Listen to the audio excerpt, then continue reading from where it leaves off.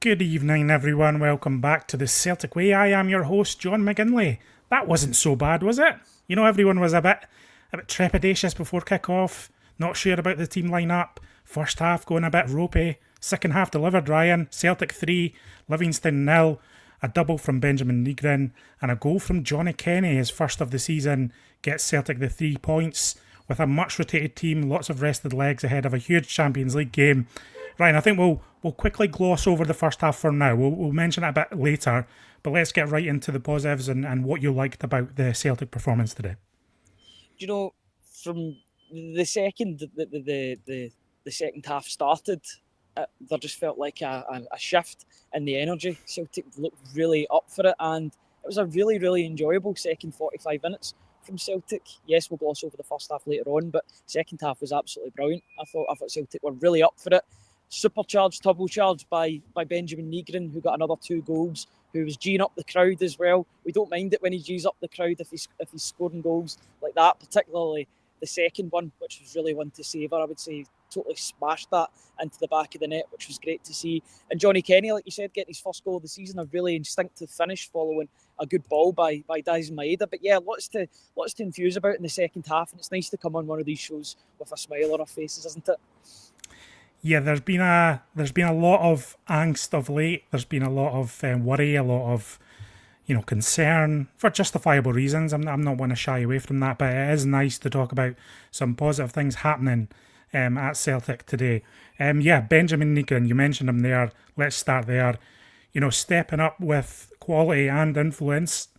Look, Celtic were kind of drifting towards another frustrating afternoon today till Benjamin Nygren picks up the ball in his own half, goes on a bit of a dribbling mazy run past a few players, showing not only skill, but I also thought good physicality, holding off players, great balance, really good balance to set up the move that Yang shoots. It's parried into Nygren's path, and again, he's shown that ability to follow the ball up, get into the box late, and be around and show threat for those parried balls, for those deflected balls.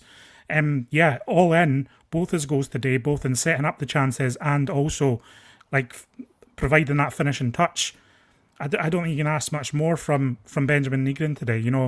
A little bit slack in the first half, but overall, his progression at Celtic, even in these early stages and the impact he's making, bode really well. He's getting the job done. 3 goals so far this season, Ryan, and looking like a bit of a bargain already.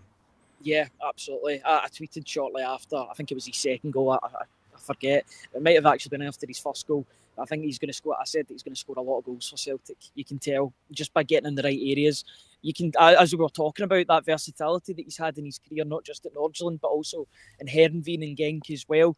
He's played in a multitude of positions, and you can see that he's effective in a number of positions. I thought first half it was a little bit frustrating, a couple of slack passes here and there, not really impacting himself on the game. But the second half, start as you mean to go on. Chase the ball, chase the rebound, as he did from Yang's shot. And fair play to Yang. I thought he was one of Celtic's better players. Yes, he can frustrate, but at the same time, he was forcing the issue. He forced the issue with a good shot. The goalkeeper Pryor parried, and Benjamin Nygren was put there to put it in the back of the net for the rebound. Just a good goal, all in all, and I like to see that from Celtic. Looking for those second chance opportunities, and they profited off that. Yeah, and we'll have to mention Johnny Kenny too, coming off the bench. It struck me during the match that Brendan Rodgers had started 3 different centre forwards for the 5 matches so far this season, and none of them had scored yet until Johnny Kenny pops up and finishes off Daizen Maeda's cross.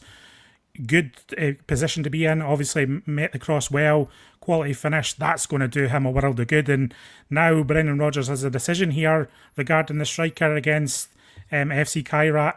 In Kazakhstan. We know Adamida has a bit of a knee knock at the moment. I don't think he's going to be out for long, so he might be in contention for this match. But if he's missing, Rodgers has to decide whether he's going to go with Daizen Maeda through the middle, Shin Yamada, or give Johnny Kenny an opportunity and look to harness, the confidence boost that today will have brought him.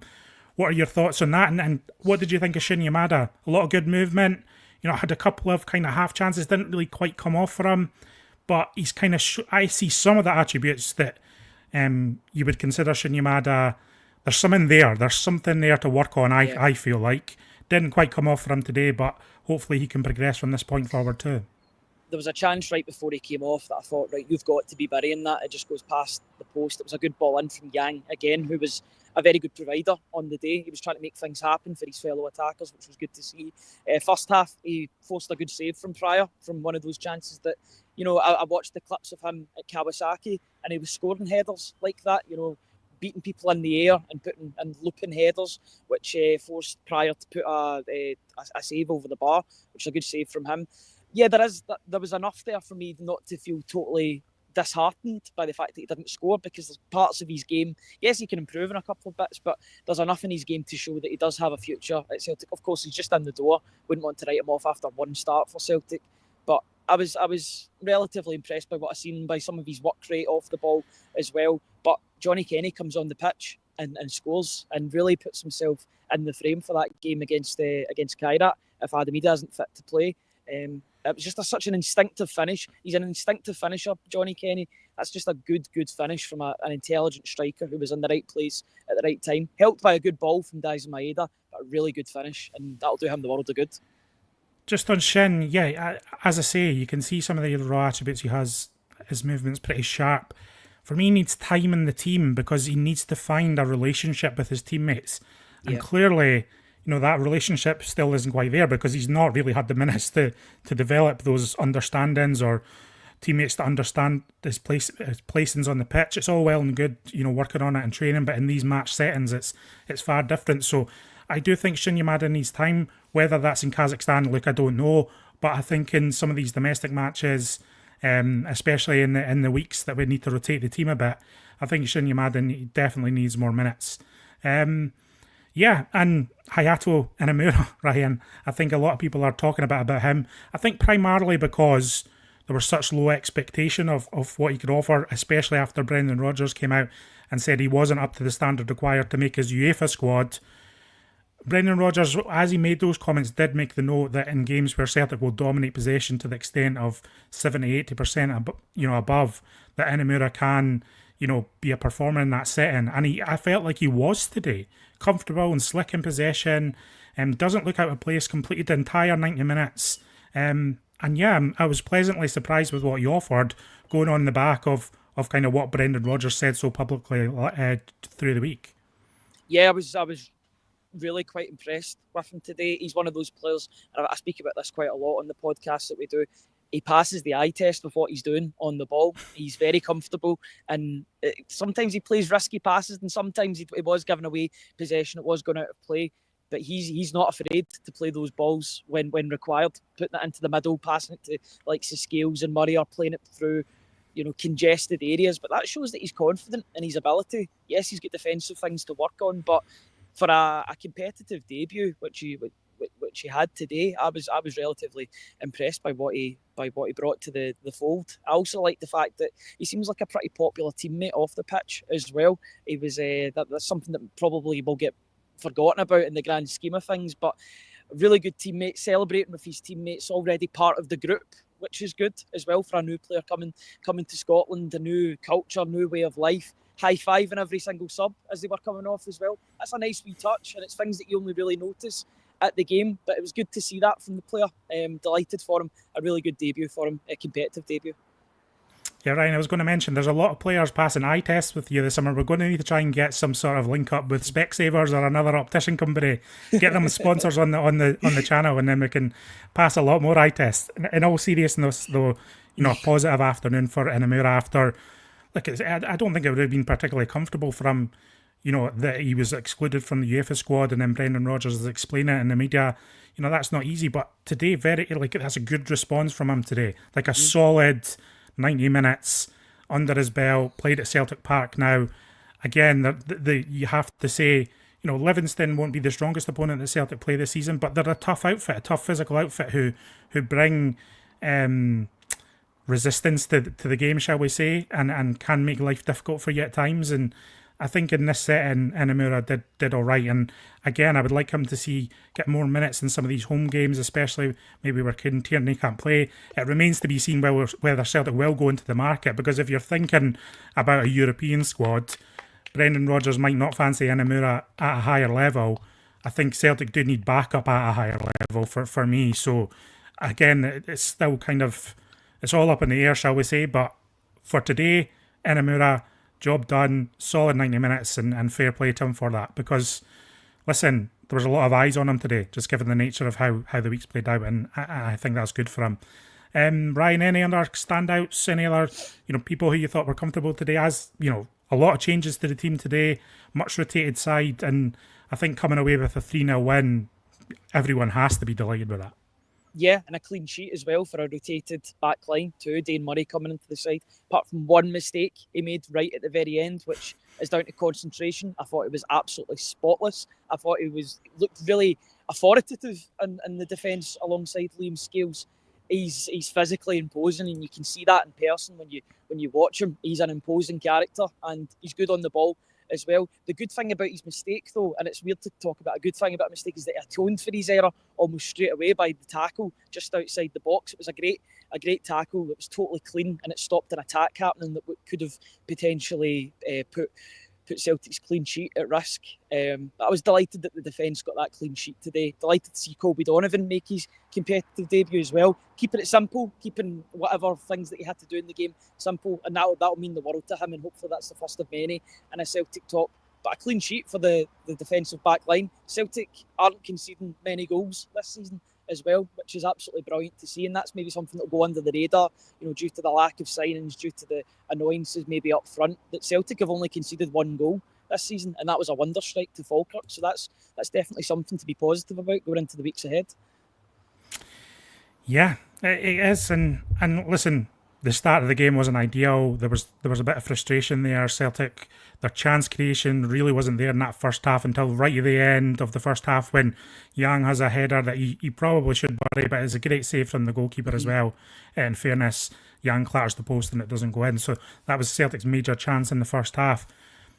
Yeah, and I think it's the second half people want to see more of, isn't it? It's that kind of energy and that intent in the game. And maybe it's a little bit of a confidence thing at the moment. You don't know. Johnny Kenny gets a goal. Maybe he can start finishing regularly. Benjamin Nygren, as we've mentioned, is looking pretty good. I'm going to bring in some comments from the chat. Hazel Finn told you it would be okay. She was confident ahead of the game and is enjoying that fact now. Big Dom kind of echoing what I was saying there. We need to repeat that second half performance from the off on Tuesday.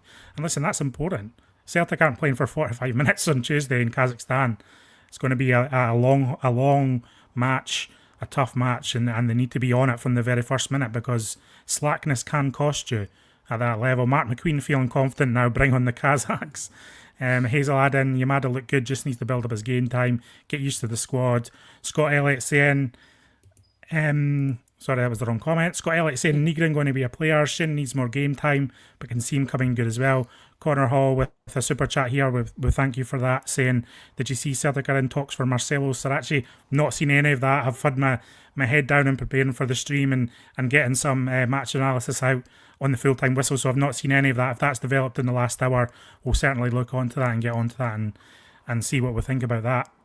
Yeah, so everyone has been a little bit at unease with regard to Kairat. I don't think today necessarily says anything major about that. That is its own test. It's its own set of circumstances with its own unique challenge. But if you're wanting to kind of get yourself on the plane and go forward with a good mentality, Ryan, today was just kind of what Celtic needed after Wednesday night. What the doctor ordered after a disappointing result. The football doctor, Wednesday. or just yes, a normal doctor? Well, Paul Tisdale will be happy with that. He is the self-confessed football doctor, so I guess he'll be happy. I hope he's got a very busy 7 to 10 days coming up in terms of recruitment, obviously. But yeah, I'm just happy with the second half performance. And yeah, it bodes well going into next week. They were on a bit of a hiding to nothing today because, rotated side. If they went out and played badly, then they would have got the wrath of the support.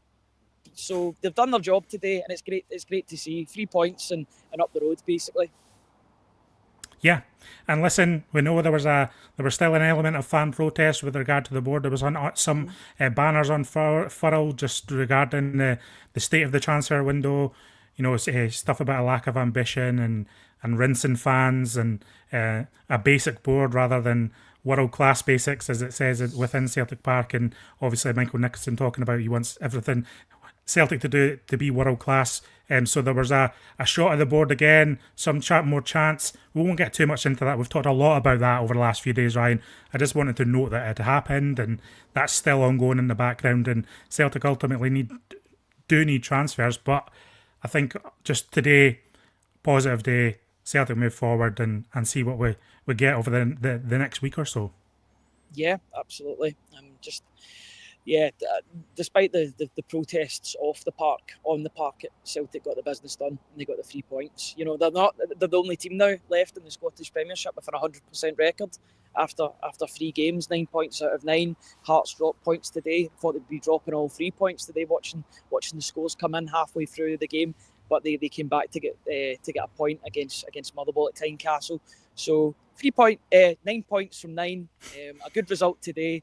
I've been saying the word 3 so many times it's been stuck in my head. 9 points out of 9, and that'll do us. Ryan, thanks for joining us. We'll let you get up the road. We know we've got stuff to be getting on with. Everyone in the live chat, we really appreciate it. We appreciate some super chats today. That's more than appreciated. We really thank you for those. And yeah, let us know in the comments below what you thought of today, what you're feeling about Kairat, what you're feeling about the direction of Celtic now another match has occurred. We'll be back on Monday. I think it'll be Monday that we're back, Monday morning. Thanks for joining us. Good day for Celtic. Have a great weekend, everyone. We thank you for joining us all week. Big numbers this week, supporting us in what we do. A lot of comments, a lot of debate. We appreciate it so much. So enjoy today. Have a great weekend. And we'll be back on Monday with lots more Celtic chat.